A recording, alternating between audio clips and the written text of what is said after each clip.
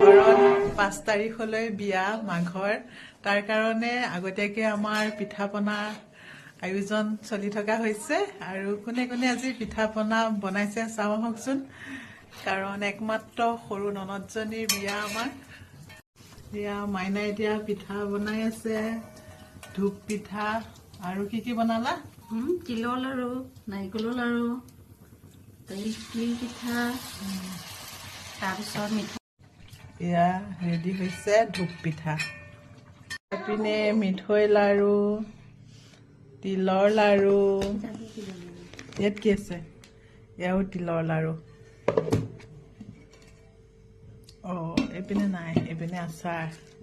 বক্সটোৰ তিল পিঠা আনিছে দেৰগাঁৱৰ পৰা ভণ্টিয়ে লৈ আহিছে পিঠাৰ চাইজটো চাওকচোন আৰু কিমান ধুনীয়া মানে এইয়া পিঠা পুৰা বক্সটো ভৰ্তি ভণ্টিয়ে বনাইছে আৰু কেইদিনৰ আগৰ পৰা বনাইছা দুদিনৰ আৰু গাঁৱত মানে পিঠা বনাই এইটো জুইত বনাইছে ওপৰত পাচিত ধুনীয়াকৈ থৈ দিছে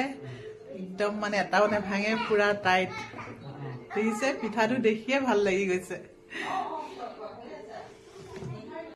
মানে বিয়া পাতিলে ঘৰত যেতিয়া জোৰোণৰ সময়ত দৰা ঘৰৰ মানুহখিনি আহে নিজে হাতে বনোৱা যেতিয়া পিঠা পনা লাৰু দিয়া হয় সেইটোতকৈ আৰু ভাল আৰু একো বস্তুৱেই নাই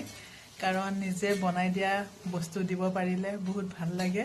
আৰু আমিও তেনেকৈ আপ্যায়ন কৰিম বুলি ভাবিছোঁ অতিথিক